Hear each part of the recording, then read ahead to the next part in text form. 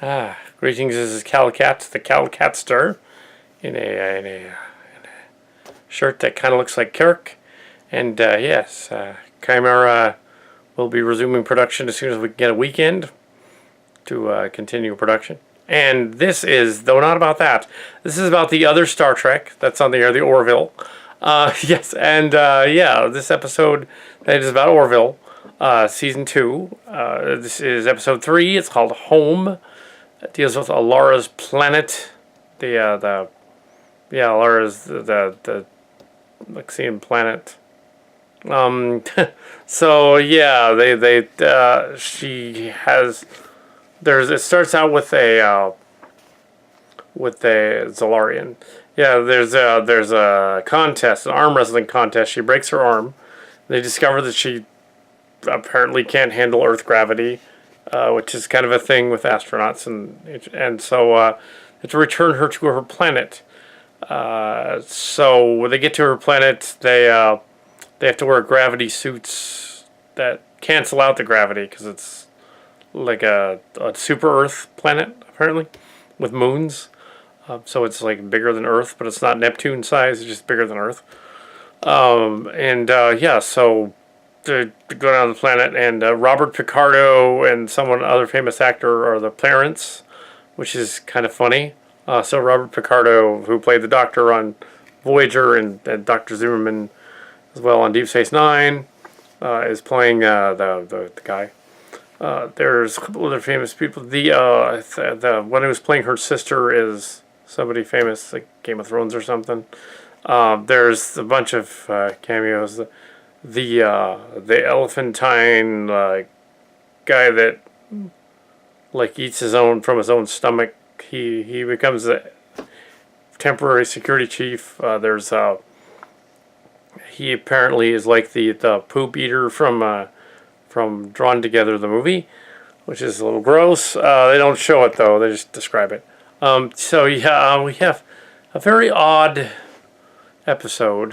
They clearly are doing the Lieutenant Yar thing, but fortunately, they do not make it like the Lieutenant Yar thing exactly.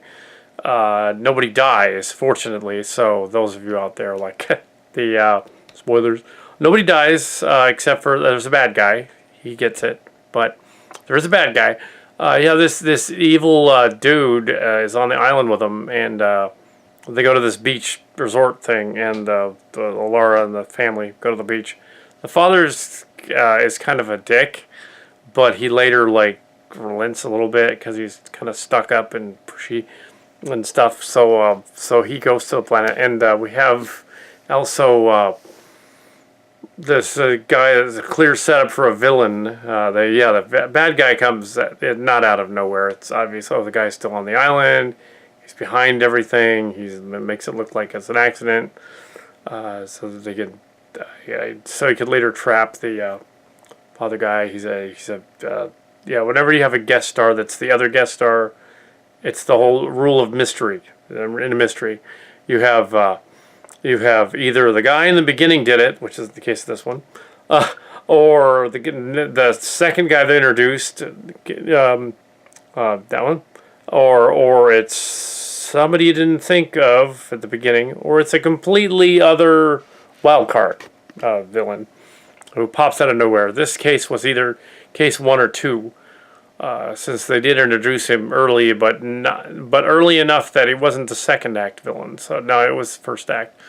You figured, okay, this other guy, he's got some sort of issue with the guy. He's pretending not to. You'd think that Robert Picardo's character would know, recognizing the name, but he doesn't. I guess because he's that stuck up that he just doesn't know everybody. And it's a parable about disabilities, similar to that Malara episode of Deep Space Nine, where the girl is in a low gravity environment. The Bashir makes a low gravity room reverse angle kind of. So it had Deep Space Nine elements, and it had Voyager elements. Their first real DS9 episode in the second season. Also the one with, actually not really, the first one was like a Deep Space Nine episode this season. the talkie one. This one was more of a mystery. Next, yeah, so yeah, it's okay. So was I kind of summarized the episode. I'm not going to do lengthy reports on each episode. I'm just going to run things down and see whether I like it or not. This is a good episode. It's a very reminded me of some of the DS9 ones, which were more subterfuge and mystery, and much more of a Deep Space Nine vibe to it than and a little bit of Voyager, but a good Voyager episode. I liked Voyager, but some of it flew off the handle. Sort of a bait and switch thing. See that coming, but then again, I've seen a lot of old episodes of classic Murder, She Wrote, so back in the day. So yeah, once you've seen all of shows like Matlock and Perry Mason, which my mother loved to watch, and Murder, She Wrote, of course, I also love to watch. You get that sort of like, okay, I can tell a mystery when I see one because other TV shows already did it. So they even said the 4 rules of mystery, which are very similar to the 4 rules of science fiction. There are basically 4 story elements. You either have man versus man, man versus nature, man versus himself, or man versus God, which is the one where you have in mystery. That's the one where you have, that's the wild card, basically. Okay, God did it. Deus Ex Machina ends the story. This case is number 1 and 2 mixed in a little bit, but mainly 1. Man versus himself. So we have, sci-fi fantasy elements. We have a neat, quirky sort of ending where involving a present. She does leave the ship. She leaves the ship. Apparently the actress wanted to pursue a movie that she was going to be in. They filmed a bunch of these episodes from season 3 ahead of time, it turns out. So these 3 they filmed ahead of time. So they were at the end of last year. They wanted to make it, I guess, 15, 16 episodes, but they just kind of made it look a little newer.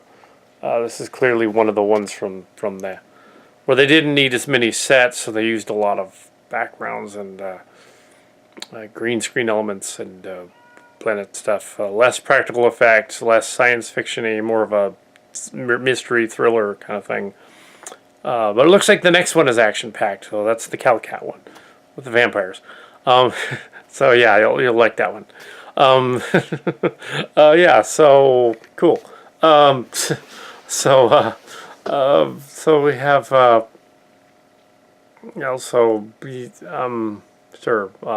major gravity, super Earth planet.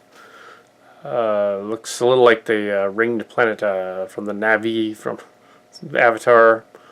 A little bit like some of the other Cousins planets. Anyway, space Cousins planets. It isn't though.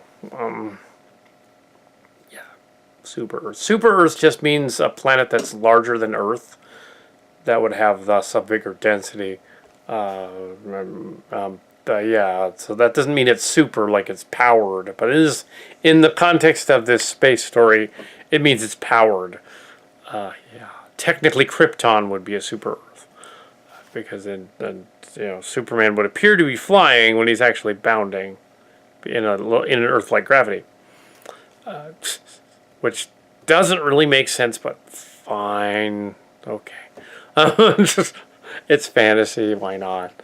I liked it. It was fun. It was a good one. And so the next week, so the Trek guy with beard doesn't have to worry about of her being killed off like Yar. She wasn't. So he can rest assured, no, that does not happen. Egotastic Fun Time does not need to worry. She doesn't get killed. She can return at any point. So he'll see that tonight and go, oh, okay, they did that well. It's more like when Dr. Crusher left the Enterprise than it was when Yar left, but just nice. And it's similar to the Esri Dax episode where she goes home and nobody appreciates her. It's like that one. Yeah, there's a lot of dysfunction in these stories. They're trying hard to make it a sitcom, but but thankfully they don't overdo that, and that's nice. Uh, yeah, they don't need as much dysfunction. They doesn't need to be discovery. Discovery doesn't work with dysfunction as much, and so yeah, so we're going on doing that. So Orville, yeah, Home was the title of this episode. Yeah, Home. I think they should have named it something else, but that's a fine title, I guess. Have something creative, like Jaluja or something. But yeah. Anyway, so next one is vampires. Anyway, the Orville season 2